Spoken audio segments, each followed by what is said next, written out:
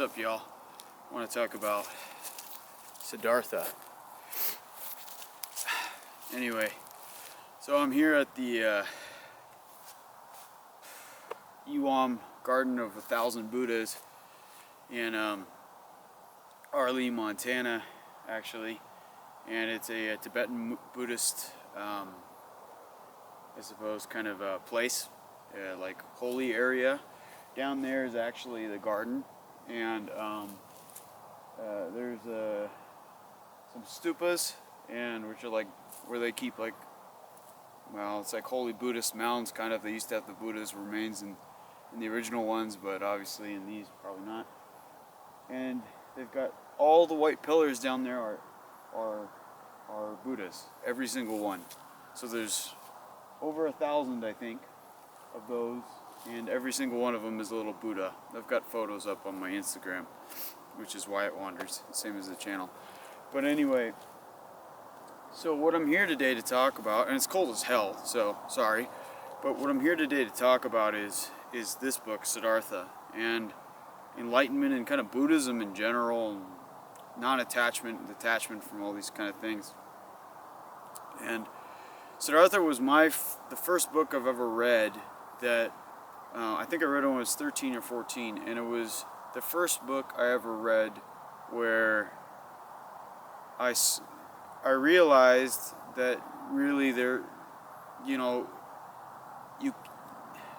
transcendence is maybe a thing, and maybe you should strive for it, like enlightenment or something like that.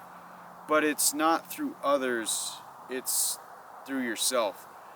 And Siddartha is great about this because Siddartha, actually, the name of the actual Buddha was Siddartha Gautama.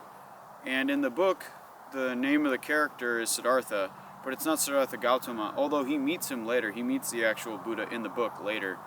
But what happens is that, like, Siddartha is the son of a Brahmin in India, in ancient India. At the same time as Gautama, Siddartha Gautama, or Shakyamuni Buddha, was alive. And this was 2,600 years ago. And he's the son of the elite, wealthy Brahmin. And he decided one day, with him and his friend Govinda, that they wanted to go off and, look for the spiritual path. And that, what everybody was doing isn't correct. Doing the business, doing the traveling, doing whatever. They were finding that they weren't finding real happiness in this. So anyway, Siddartha, he basically ends up kind of just leaving. He becomes a wandering holy man for a while. He lives in the woods with a bunch of other holy men, the ones with dreads and covered in dirt and all this. And finds out that's not the path. And he goes and he learns about Buddha, who's supposedly, it's a fictional book, but he's alive at this time. So he goes and meets Buddha, and he realizes Buddha's correct, but he can't walk Buddha's path. He can't walk his teaching. And this is, I think, the biggest fundamental point of this book, is that you have to walk your own path towards whatever enlightenment is. Even Buddha said, there are infinite number of ways or paths to enlightenment. So I think this is correct. This is what I learned the most from Siddartha. On rereading it, I told myself I wouldn't read this until I was ready to really go down this path again, that I would put a time aside to explore the world, and now I'm here with this, and I finished it again. So that means I'm ready to go back in. Or whatever. At least that's the promise I made to myself when I was 13 or 14. And I'm 29 now, so 15 years later. And but what he talks about is basically, upon rereading it, I've forgotten many things from it and misremembered a bunch of the details. But what I remembered is that, you have to walk your own path, or what the book talks about, and I forgot is you have to walk your own path. And that's the biggest thing, I think, with Siddartha, in finding your own enlightenment. And at the end he finds Govinda, his friend, coming back. They must be in their 70s or 80s at this point. And Siddartha has sensed has been the wandering holy man, then split from Govinda and from Buddha, whereas Buddha followed Govinda's path his whole life, and Siddartha became a wealthy businessman and met women, his wife Kamala, or his lover I should say, Kamala, and then many other things. He became a gambler and all these things, and so he very much flip-flopped from the ascetic to the hedonistic, and then he realized he didn't want to do that, almost killed himself, and came back to a realization that he didn't want to, that's basically not the life he wanted. So it's interesting how he transcends that. And then to boot, it's a very interesting story. He meets a ferryman on his way when he's going to meet Buddha, when he's a young man, probably in his teenage years or something, or in his early 20s. And he meets a ferryman, and then he goes back to this ferryman after he becomes rich and after he almost kills himself. And this guy, he finds that this guy is kind of enlightened and by the river, and he listens to this river. And I think the river's kind of a stupid point. Like, I don't think, but I think, what's his name, Yasudeva or something like that, or Vasudeva, and yeah, he doesn't really talk. I don't think Vasudeva is so much more interesting. I probably should reread it again, but like Vasudeva has the most interesting aspect, where he has that river and he finds enlightenment. He goes off after a while, after they're together 10 or 20 years, because Siddartha decides he wants to be a ferryman. He wants this simple life. He doesn't want all these complications anymore, and so he works through his own way, doing that, and he becomes very good, and he comes back to a large measure of peace.